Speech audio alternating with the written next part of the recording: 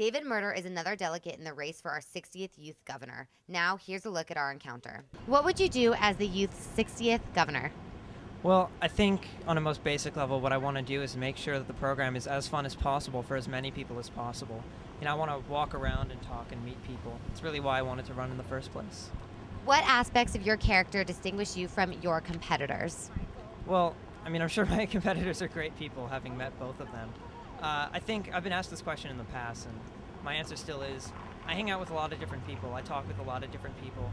My friends aren't really defined to one type of person or one clique, so I really think that I'd be able to connect with a huge variety of people, not just necessarily one type of person or one group.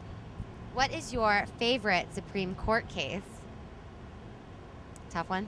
That's an interesting one. Let's see. I think favorite Supreme Court case might be an interesting one. I think one that I think about a lot because it's pertinent to a lot of the things that I talk about in debate or history class would be the Korematsu case, where it's talking about Japanese internment. That's one of the more unfortunate chapters of American history. So I really think it's fascinating how we as a country decided to come to that decision and really go against everything that define us as a country. What extracurriculars do you take part in at home, and how have they helped you throughout this race? Well, at home specifically, or just whatever you want. Outside of school. I do a variety of things. I do debate. I'm really into debate, and that's helped me a lot because it's given me a huge just background knowledge of things, because I have to do a lot of research. I carry around tubs and tubs of evidence, just papers that I print. I do youth in government, obviously. I love this program. I do a lot of music things. I play 2 instruments. I play the guitar. I've been learning that for about 6 years now. And then just recently, to try to get in touch with my Indian side, I guess, I started learning the sitar. So I've been learning that for a couple of months. I'm going to join an orchestra with sitar. That's pretty neat. What inspired you to run for youth governor? I want to get involved. Last year I was forum committee chair, and I really enjoyed that process, being able to sort of manage a group and just work with a lot of people. And I think being governor is sort of the ultimate form of that type of leadership, being able to interact with just everybody, whereas in any other position you're more or less defined by whatever group you're in. You're restricted to just those sorts of people or those people. Great. Any last words for a Y-Line viewer? Well, I just hope that everybody who voted for me at Bob 2 will come out and support me again, and for those of you that didn't vote for me, please consider me. Hi, we're the advisors for the El Camino YMCA, and we are representing David Murder, and we really think that he has a lot to offer the Youth in Government program. He is very witty. He brings a lot to the table with his logical points of views, and we really think he's going to be a great youth governor. Murder spoke to all of youth in government on his attitude towards California's environment, education, and development. He believes that to fix a problem, we need to get to the root of it versus stabilizing the crisis. He is passionate about debate, a Stanford College of Cardinals inductee, and is involved in leadership at school. In addition to that, he enjoys playing guitar in a local band. Government beliefs aside, David dislikes numerous likes and ums in speeches, although the occasional one is okay. He is terrified of falling from heights and drowning, but his life motto is pretty well known: don't worry, be happy. Many YNG participants were eager to voice their opinions on which candidate they favored.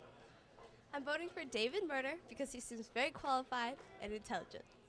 Mark Simon, most definitely. I'm voting for David Murder because he seems like he's really well read and he's a very good public speaker. I'm going to vote for David Murder because he sounded like he knew a lot what he was talking about, and he really backed up all of his knowledge with actual facts. Ian Bruce, Youth in Government's 59th Youth Governor, was able to lend me a few minutes of his time.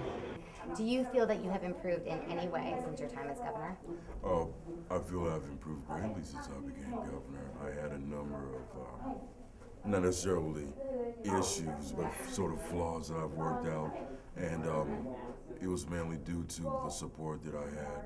Because ever since I became governor, I haven't had any experience with any other governors. I wasn't able to get to know Paul very well. I didn't get to know Javier very well, and just our delegation. I'm the first youth governor in like 50 years. The 9th governor was from my delegation. So I couldn't really get into contact with anyone that had any job experience. So ever since I was sworn in as youth governor, it's been a learning experience as I've done the actual job. and there's just a number of issues that come along with it, but we've worked past it, and I've become a better person for it. Do you feel that there are any negative side effects of being governor? The only negative side of being governor is that you don't have any free time. Oh. And in all honesty, there's nothing wrong with that, because when you're governor, your job is to invest your time in the people. It's just, I'm forced to commit to that. And there's nothing wrong with it. It's just, I haven't been to the mall. And I'm not going to go to the mall, but it's okay. What qualities do you feel the next youth governor should have? The next youth governor needs to be selfless. And there's an aspect of, there's just certain aspects of being governor that no delegate can imagine until they get there. Because it's just the amount of popularity, it can be overwhelming. And sometimes you just tend to go for yourself as opposed to other people. But you have to really force yourself to realize exactly what you have to do as governor, which is servicing the needs of the delegates. And that means you have to put your time into them and put them before yourself. And they're going to lose a lot of sleep. Whoever is chosen, they're going to lose sleep. And my advice to them is just be open, be honest, and just give the people your time because they elected you. So give them your time. Do you have any advice for the governor candidates right now? Because I'm sure they're really nervous. My advice to the governor candidates is no matter what people tell you, don't let it affect you unless they're trying to give you advice on how to improve yourself as a candidate. If they're telling you that you're doing a great job, that's fine, but don't let it get to your head. And just continue to get out there and press the flesh, just shake as many hands as you can. And I stood in line when people voted, and I didn't even vote. I just talked to people, holding doors, doing whatever you can just to interact with people. Interaction is key. If you want to be elected, then talk to people. This is what the new governor can expect next year at SAC. A lot of responsibility and stress, but also a real office belonging to California's actual governor. Thanks for tuning in, YNG delegates. I'm Lauren Gumport with Y-Line, and I hope you had an enjoyable week at SAC. Good evening. I'm Autumn Briand reporting for Y-Line. Youth in Government is a unique program in its own right because of its ability to model California government and give delegates the opportunity to learn by doing. Unfortunately, some program areas receive less attention because they aren't as popular as some like the Senate, the Assembly, or the NIC. One of these less popular program areas is the Supreme Court. Through extensive research and interviews, I had the opportunity to learn a little bit more. I hope you gained some insight from the following segment. Thank you and enjoy. Unfortunately, many delegates are unaware of the Supreme Court and its purpose, so I'm here on K Street finding out what delegates really know. So, Alex, Morgan, and Andrew, do you happen to know why there's a judicial branch of youth in government? Well, I believe it's to further educate our youth on the workings of our actual judicial branch in the actual government. I'd say it's to interpret the laws. I'd say it's a little bit of both, to interpret and to give us the real feel, because that's what YNG's all about. No, I don't, really. I mean, I would just think that we have a judicial branch because there's also a judicial branch within our existing governmental structure.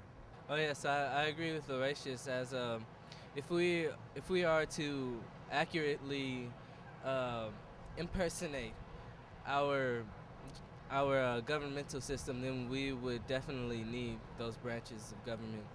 Do you happen to know how many Supreme Court justices serve? 7, because 7's a magical number. Like there's 7 wonders in the world. Because, yeah, 7. Yeah, I'm going with what he said. How many? That is a good question. Well, I would have to say there are 14. Divided by 2, there is 7. 7. 7. I would say, what, 8?